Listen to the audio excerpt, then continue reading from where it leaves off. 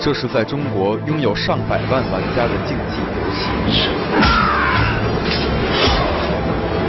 这是世界顶尖级的电子竞技战队。我们是1Home，他们创造了10连冠的巅峰历史，也制造了圈内最为轰动的转会风波。这什么意思？他什么意思？分崩离析的1Home战队命运如何？职业玩家拥有怎样的生存状态？而电子竞技又将在中国何去何从？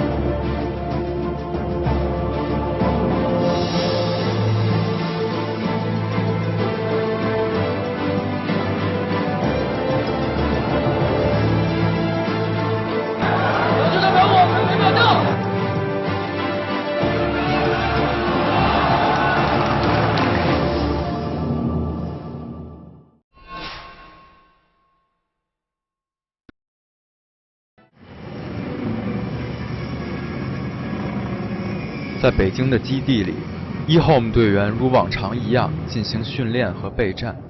在这期间，队员357从百忙之中抽出空闲，带我们回到了他的家乡安徽宣城。这里有他久违了的学校、朋友和亲人。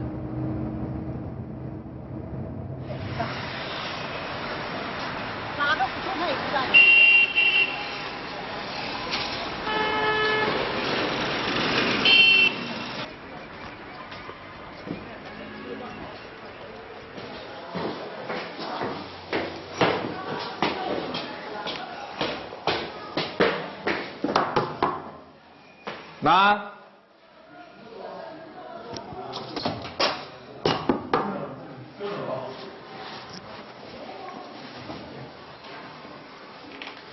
妈，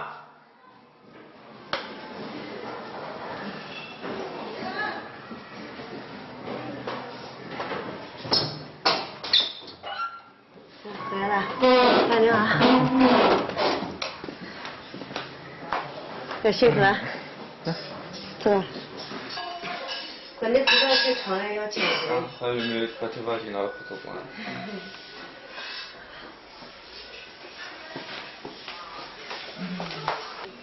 我说昨天我跟叔叔俩就开始准备菜了，昨天把家里打卫生搞了一下，然后准备炒菜了，一直到今天，哎，我要等你们回来嘛哈，也是我要求没好长时间回来了，还是20几个到现在上了几个月了嘛，没回来。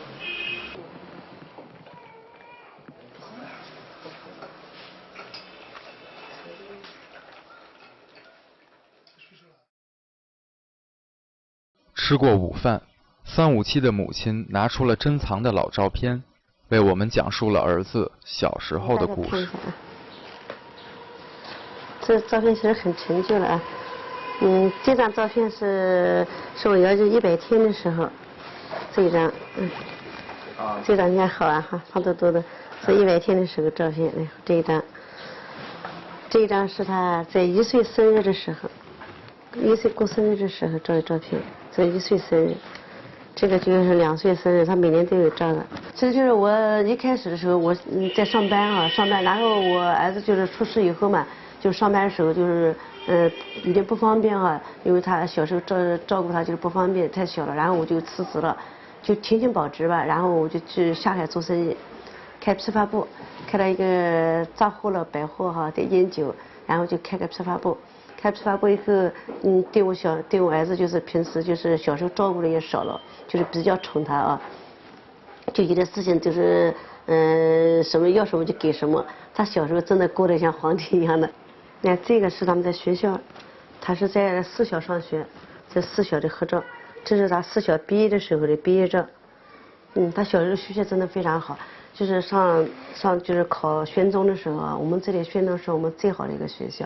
他考宣中的时候，他数学考了119，他语文科也考了110多，考的都蛮好的，老师对他也很喜欢的。他说那时候是从他在花布厂子弟学校哈，当时是3年级转到4小去的，4小老师说，哎呀，他看到他的作业本全都是得奖做的那种本子哈，他讲，哎呦，你看不知道我们能不能教会他啊，能不能教得好他哈？当时也许他语气也认为自己学校小孩好像没有4小的条件好哈，后来然后第一次跑去就考试，一考试之后就考了一个数学第1名，考语文全班第2名，老师都非常喜欢他。然后考宣政的时候，老师都不担心他，其实我们做家长的总有点担心哈。老师说没关系，我一点都不担心他，他考成绩考得非常好。这个是这样，这个是94年的时候，03年的时候，是03年的时候是在就是我们宣城地区就是举行了一次 CS 那个比赛哈，友谊赛，他们拿了季军，这是他第一次哈在参加比赛。这是他几岁的时候？这是03年嘛，03他是85年，03年。03年是应该是多少呢？应该是有17、18岁了哈，然后这张，这个游泳证书，这是2010年的，就是去年的哈，去年的游泳证书，这是那个国家集训队，就是在北京参加的比赛啊。其实真的，他在网上，其实他就是成绩就是出国比赛好几次了嘛。有第一次到马来西亚哈，然后2次去马来西亚，也是拿了个冠军回来，拿里来奖杯东西了哈。然后后来上次到法国去参加世界性的比赛，哎呦去的时候真的，然后我回来的时候我们听到消息，我们很高兴啊。然后我们隔壁邻居的也是他小时候同学的妈妈哈，那就跟我说，他姚毅妈妈，你姚毅得了第1名了，世界第1名了。我说你怎么知道的哈？他说，哎呦，我儿子说的，我儿子知道，我儿子怎么知道？他说在网上知道的。哎呦，我现在信息真的很灵通的。其实我说因为这个嘛，我们当时我知道之后，真的我第一个反应我就是打电话告诉我姐姐，告诉我爸爸。哎呦，真的我高兴的不得了，因为总之儿子有一点点成绩，父母亲都是非常高兴的啊。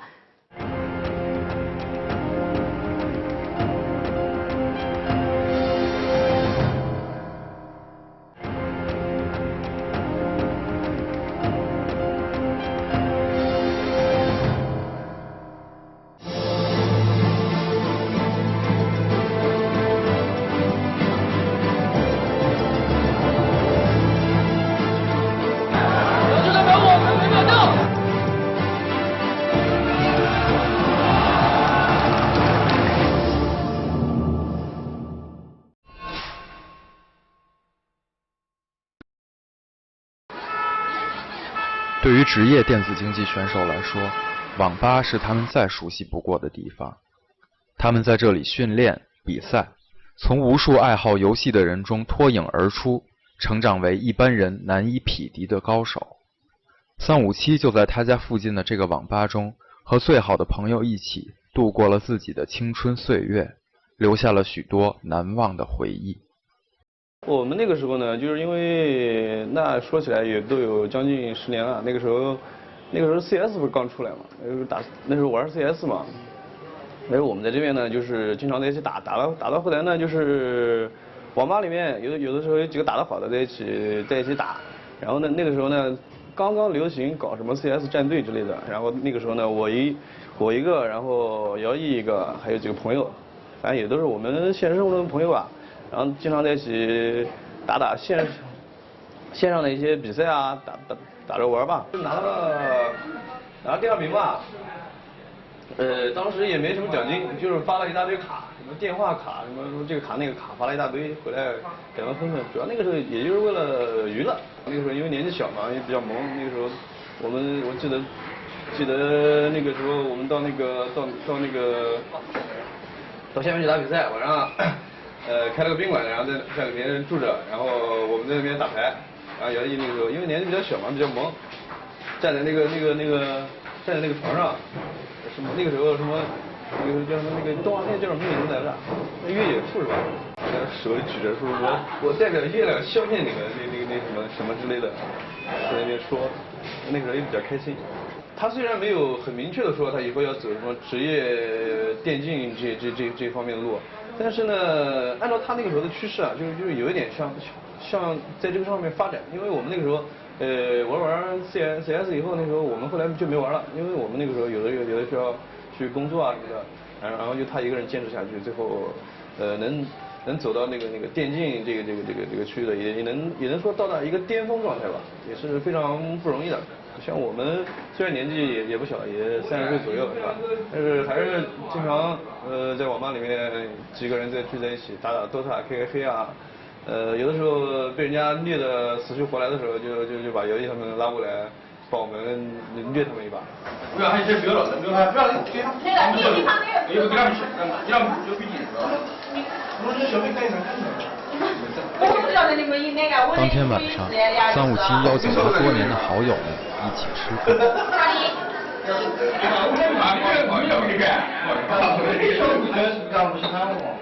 你过来往这都干嘛用的357的这些朋友大都已经成家立业，有的甚至已为人妇。但如今26岁的他，却每天坐在电脑前，一遍一遍重复地玩着游戏，和那些朋友相比，显得迥然不同。然而，他和这些朋友们却都有共同的过去，一段为游戏荒唐的岁月。当时初中嘛，是一个年级的，不是一个班，后来是同一个游戏厅打游戏，打街机认识。那时候就是没有压力嘛，对吧？就是上课什么也不要管的，是吧？没有生活压力，天天就想怎么玩。那时候大家都比较喜欢玩游戏，对吧？就想玩得比别人好，然后就是天天在那里练嘛，看就是从哪里知道什么别人打得不错，我们就去他的地方找他玩嘛，一定要把他打败嘛，反正就是这样。就是跟家里人就是说你什么学习不认真是吧？就是一吵的时候一年轻，反正就是出来也比较烦，一烦就是把东西拎着就走了嘛。去哪儿？就是在街上玩嘛，反正那时候都蛮可怜的。就是真没钱了，就是1块钱买几个包子嘛，一人吃一个嘛。有时候3天就吃2、3个包子嘛，知道吗？当时我就是没念书以后，在我去外地打工，在苏州打工，当时混得不是很如意，正好就是我在外地打工，就是挣不到钱的时候，有一告诉我，他说他在南京就是加入了一个职业战队，干职业战队，然后我去南京跟他一起玩，一起打。然后我就直接就过去了。早上一般8点钟起床嘛，大概我们10点钟开始训练的，训练大概到12点的时候就吃不了快餐，然后训练到晚上6点钟，晚上也是基本上就是吃快餐，然后6点钟之后我们就是继续再玩一会儿，大概10点多钟就回去睡觉，每天都是这样。那工资呢？工资当时也没什么工资，几百块钱吧，然后就包吃住这样的。打过就是我们这里地方的比赛嘛，最好的名次应该是第3名吧，叫第2名。因为那时候不是很专业嘛，就是找不到就是大家都喜欢玩的，基本上就是3、4个会打，还有2个就是凑数的，就当去旅游的了。当时是打了大概有1年时间之后，就是当时我们那战队里面有个人退出了，因为家里有些原因啊，结婚啊。工作的一些原因退出来了，退出之后呢，就是当时我们的队长也是因为学业的原因，当时还在念大学，因为学业的原因，队长也就退出了，是吧？然后有新的队友，来了新的队友之后呢，大家磨合得不太好，然后我个人也有一些家庭的原因，然后就回家，就没打，就回家了。德力有一次就是那时候我们都没玩了，都玩 CS 嘛，他在南京打个职业队，有天突然一个电话打过来，他说明天我要去参加什么WCG 总决赛。那时候我们经常玩 CS 嘛，我们是梦想就是去参加什么 WCG 总决赛嘛，那是全国赛嘛。然后有一行我们一定要看他直播，反正那时候就是觉得蛮激动的，蛮惊讶的。我说我们当中终于有个人可以就是踏入这个赛场。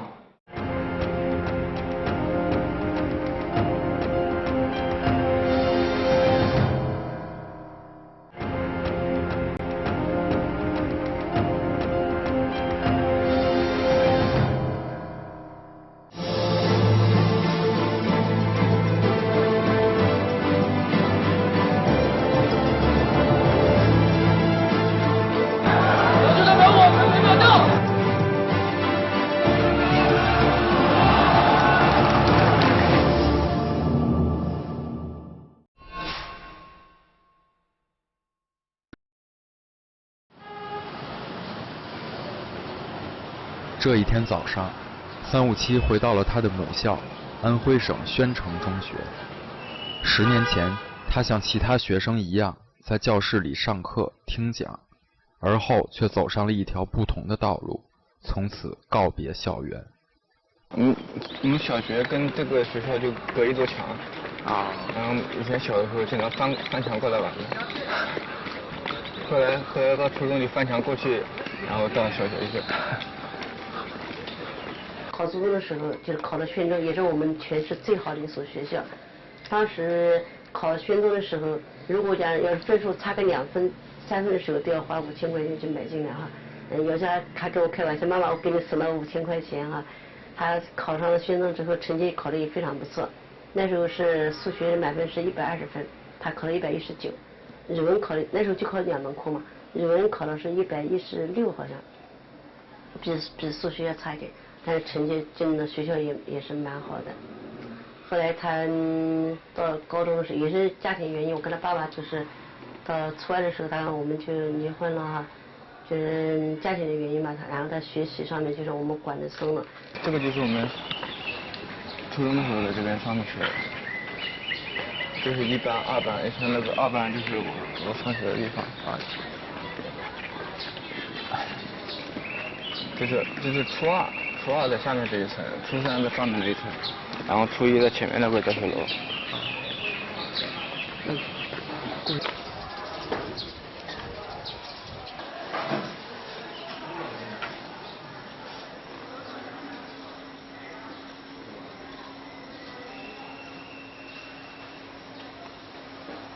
就是真的，我就是小孩，就是我们结婚以后，他的心灵上是肯定受到创伤，而且不轻。他当时没跟我说，后来也经过他的朋友我才知道的。他有的事情嘛，因为他毕竟那时候已经12岁、13岁了嘛哈，他也属于男人的那种小自尊嘛哈，他没有说。但是有些事情我也听他朋友说的。后来他跟他朋友还说了句话，他说我好像都没有家了。他跟他说这事，我说真的吗？这些事的我都不知道。他说他有时候他眼泪都出来。他说我好像都没有家了。他那时候晚上不打游戏嘛，打游戏他爸爸他不回去，他爸爸都不找他，人家打电话给我，然后我就挨家挨户去找他。找他之后嘛，就把他找回。有一次找不到之后嘛，有一次他不愿意回家，他就到了我们那个水果市场，不是有个大货车嘛？大货车上面有油布。他就晚上就把那个油布盖在身上，就在这个睡了一夜。就是以前就是我们那个朋友打球的地方，比以前小了一点，印象又记不太清楚了。以前这里是没有的，以前他们就这么大方块被子，下面是踢足球的地方。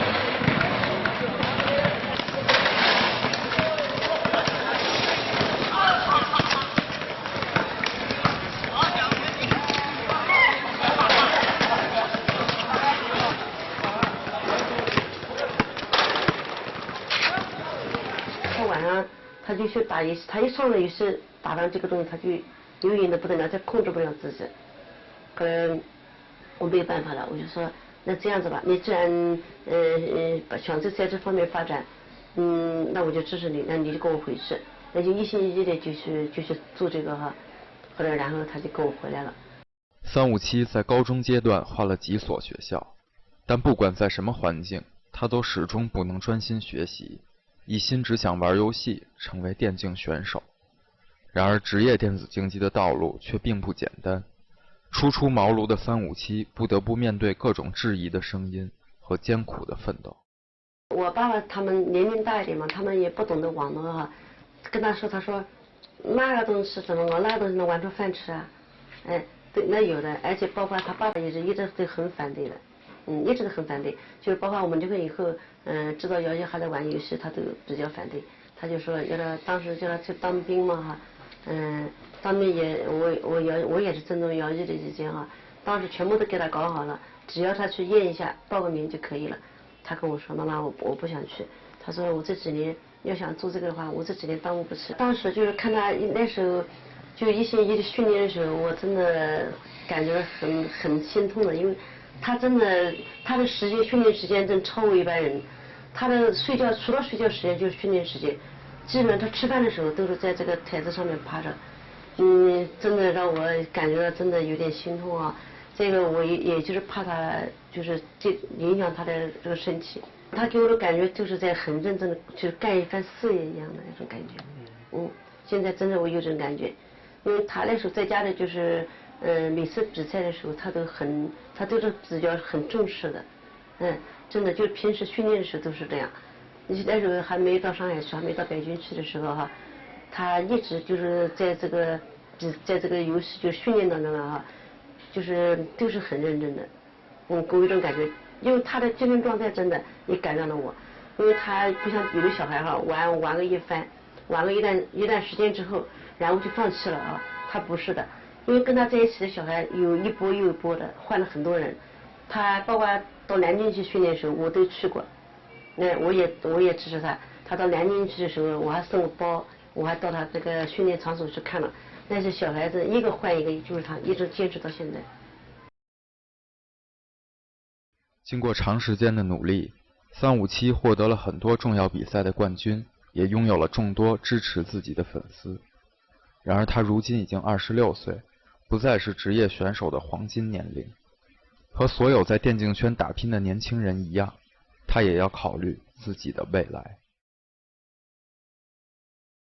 我本来是这样的哈，我去年的时候我也问过姚毅了，我说姚毅，我还说你们这个就是说，你现在年龄，因为他跟我也说过，平时我们也谈过心嘛哈，他也说年龄大了之后手脚都手指不那么灵活了嘛哈，他说我也问过他，我说你有什么想法？他说要么就也有想退役的想法。他说其实他嘴巴讲真的，其实我感觉还是舍不得，他舍不得这份工作，他好像还是舍，但是讲年龄问题也许就必须要退下来哈。我说你怎么考虑？他说现在不知道，就是不知道他现在公司不知道是怎么一个安排，怎么一个打算。后来他也说他也是说看吧。作为我来讲哈，如果讲不担心他的以后的是假的，对吧？因为你们来的时候我也在想，我想他如果退下来之后回来，如果年龄再大一点回来怎么办？我当时这个情况我肯定是想到的，所以也很担心。我说年龄已经错过了很多嘛。昨天我跟他大舅吃饭的时候还在说，他大舅就说我，他说当时当兵的时候你应该让他去之后就是今年就是回来的时候准备带姚毅讲给他找一份那个电厂的工作嘛，都说好，去年都说好了，但是他有个条件，他说必须要退伍军人，所以这条他没有这条就不行。